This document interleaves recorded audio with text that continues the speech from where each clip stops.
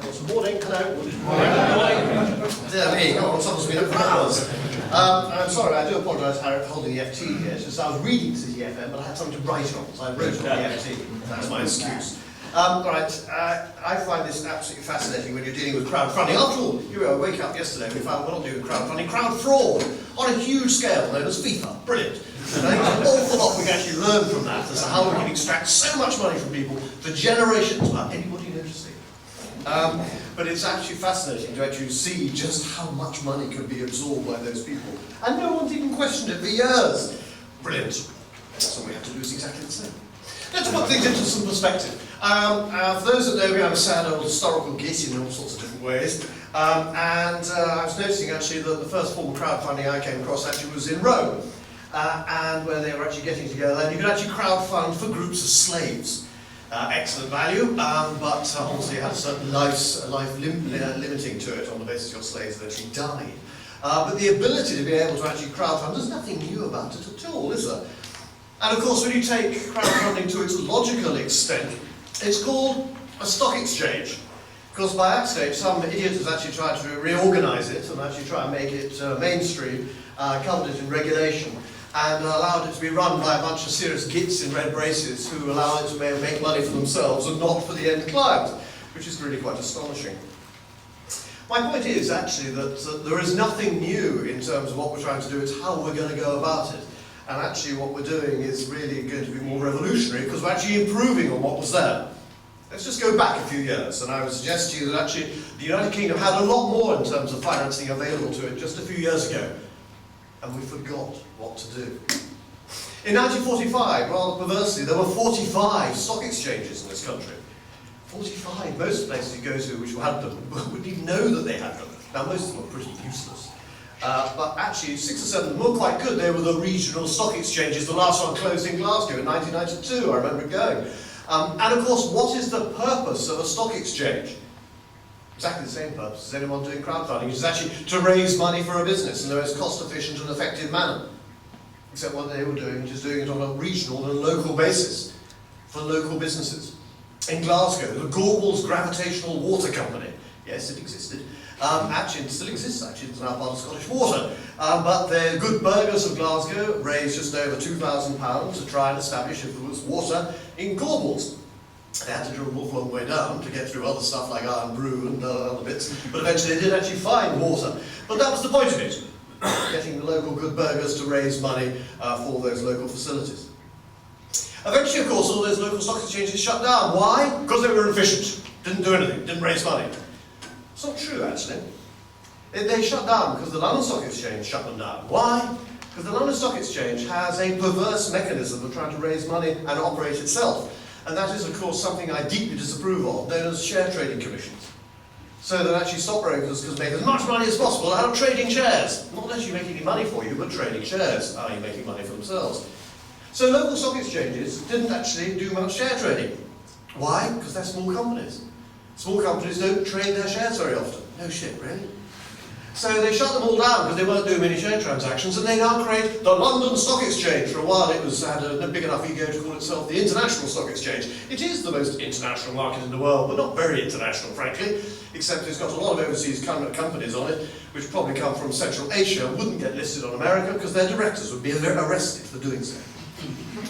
But we keep ourselves open and keep a free market here. It enables large companies to be able to raise money and to be able to operate for themselves. It enables the Russians to invest their money very effectively, but not do much else. How much does the London Stock Exchange raise for small businesses?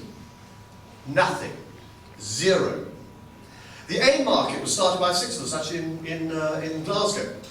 And after much arguing, and they obviously had to have a name, so London eventually said we're going to have the alternative investment market. But of course that's not a proper market that I would regard in terms of what it was originally set out to do, which was to break some of the monopoly.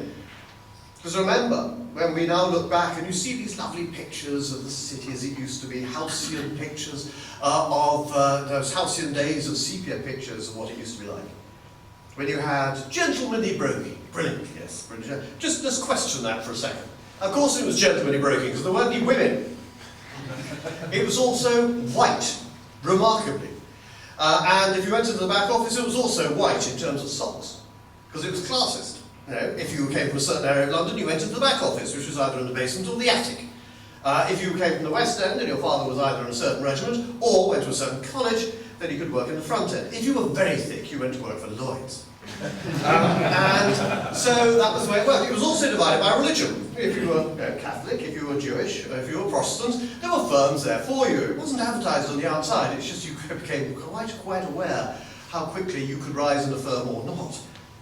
So when we look back at this and say, well, wasn't that a good way of running it? No, it wasn't. We had fixed commissions. Negotiate them? No chance. Everything was at fixed commissions. So therefore, actually, we were a highly inefficient way of raising money. We managed actually to get rid of a lot of the mechanisms. Do you remember we used to have that thing Vince Cable we used to have? He's gone. Remember he had the British, the bank for the British Business Bank. I'm sure it's around, but no one's ever seen it. So both he and the bank are lurking there somewhere. In 1945, we had a British Bank for Business. That's what it was set up for. We forgot about it. Eventually, it became 3i, which is not a bank for small businesses, it's a private equity firm. Very different indeed. So we forgot and lost mechanisms as to how we raise money. So we lost our regional crowdfunding structures. We lost our bank for small businesses. And now in its place, what do we have? Banks. Banks are not there to provide capital for business. They're there to provide cash flow. They're not very good at that either. The investment banks are there to provide services for themselves, frankly, but they're not like the old merchant banks. We have private equity, which is wonderfully short term. Do you really run a business on a 3-year cycle? I don't think so, unless you're part of FIFA. That's a 4-year cycle, I suppose. And so then you have venture capital, all this. It's not designed for long-term investors. We know that private investors will invest for at least 5 years. I know that's what private investors used to do. I don't mean day traders, because those are day traders. Very different beasts altogether. So we have people who want to invest. We have companies who want to be invested in. And we don't have a mechanism to be able to provide it. Therefore, we have to find a solution. And the solution is in front of us, except that most people don't seem to understand it. And we now need to make sure that it doesn't become something which is off-stream, but make it mainstream overall. So I actually find this now really very exciting indeed, because you have that demand. We have to make sure that politicians understand what's going on. Slight problem there, of course, because they've never had a job. They wouldn't actually experience it. I suppose I'm being facetious. It's never run a business. And you know that, because the definition of running a business, as we all know, is waking up at 2:30 in the morning in a cold sweat, whether you've still got one or not. Whether you've got a chancellor who's got a cursory connection to a wallpaper company, it doesn't really do it for me. Yeah. So we need to be able to make sure that these people are better educated as actually what is required. To make sure that there is that mechanism so that people can understand it. So that people have a mechanism of linking their savings, be it through SASs, through SIPs, through EIS, through all the SEIS, into these mechanisms. This is all quite straightforward stuff that we have to be able to do. But we have to make sure, of course, where are the things that are going to go wrong? Because they will go wrong. There will be fraud. There will be failure. And there will be a requirement for some regulation. And we need some regulation to give people confidence as to what's going on. To make sure we're dealing with the right investors, not widows and not orphans. I'm sure there's some wealthy widows who do want to participate. But to make sure you're dealing with the right companies as well, not any old company. Therefore, we need to make sure we do adopt the mechanism of having crowdfunding with due diligence to make sure you've got the right companies there.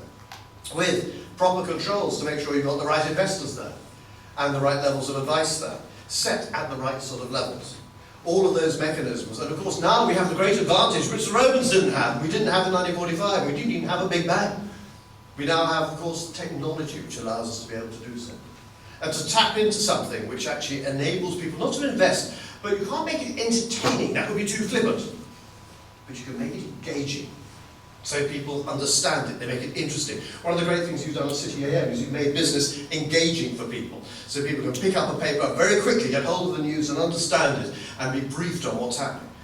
We need to be able to make sure that people can actually carry out their investment process in a way which is interesting and they can understand, and not just left to some city gits and braces telling them what to do in a rather patronising way. It's their money. And we have to understand it's a great responsibility looking after their money. It's a privilege looking after their money. And therefore we have to protect them from those people who will try and rip them off. Not as say with intent always, sometimes because things go wrong. We need people who are prepared to lose money and take that risk. And we need people who are prepared therefore to do the evaluation of those businesses to make sure they're the right businesses being brought forward to the right investors. If you can do that, that's great. So what has happened in this country has been brilliant, despite the politicians, not because of them. What's happened over the past 5 years? Over the past 5 years, we have changed astonishingly so that we are setting up so many businesses. Now, I appreciate a lot of people say, yes, those are people coming out of the state, falling out of the state. Yes, some are. There are some people who are actually coming out of banks, ex-bank managers, now set themselves up as a, well, the euphemism is, of course, as a consultant, just unemployed bank. And then you've got some people setting up nail bars and little lifestyle businesses and things like that. Yes, I accept all of that, but beyond that, there are a lot of other businesses. Let me be deeply patronising to my mother when I told her I wanted to have my own business donkeys years ago. She looked down her snooty nose at me and said, oh my God, you want to go into trade. And of course, in those days, you did. You either worked in you had a profession, you went into the services, or you worked for a large corporation. Hasn't that changed? Now, of course, I go to schools every 6 weeks or so, and I say very, very clearly, all those sixth formers and undergraduates make it absolutely abundantly clear. I'll work for somebody to start with, but I'm going to have my own business. And you can see how that's changed, because 20 years ago, we set up on average between 150 to 180,000 businesses a year. 4 years ago, that was, and I have to say, there's usual death rate of a third to half within 3 years. That's normal, sadly. 4 years ago, that was 400,000. Then it went over 500,000. And last year, it was over 550,000. That is remarkable. And who's financing them? I have no idea who's financing them. It's obviously not the banks. And the answer is it's themselves. Actually, quite luckily, it's probably PPI payments. So actually, all sorts of things coming through. So it's not because of the government, and it's almost despite of the government, despite the politicians, that things are going on. So what this is telling us is these people need proper investment. We know that the levels of investment by businesses at the moment are almost record low levels. We have a mechanism for doing that. We have people who want to invest, we have people who want to be invested in. Can someone please join it up? We are those people to be able to do that. But we need some structure, we need some regulation, we need to apply the disciplines to make sure that we don't fall into some of those disasters. It will occur, that's inevitable. But we can make sure that the barriers are in place to minimise that as much as possible. I've gone on for too long. Thank you very much indeed for coming on today. I think this is really very exciting. May I wish you all, in all your different ways, and the very fact you look at the different names on here, and the ways they're going about it from those names, and of course the venture founders who I'm involved with, I think there are all sorts of different models. I have no idea which one's going to be best. That's what we've all got to go and find out. That's what it's great, I think, is a fantastic idea. And you see what's happening here, as opposed to Europe, or as we were saying a little earlier, what's happening in America. This is where the initiatives are taking place. People are looking at what you're doing. That is the really exciting bit as far as I'm concerned. Because I get rather embarrassed when I have to go out and see the family in the Far East and their entrepreneurial skills are coming out. And I come back here and I open up the newspapers and think, yes I can, yeah, no I can't. Actually, with your mechanisms, yes I can. And let's actually tap into those entrepreneurial skills and tap into your skills to actually make that work effectively for the proper running of the economy. Thank you very much indeed.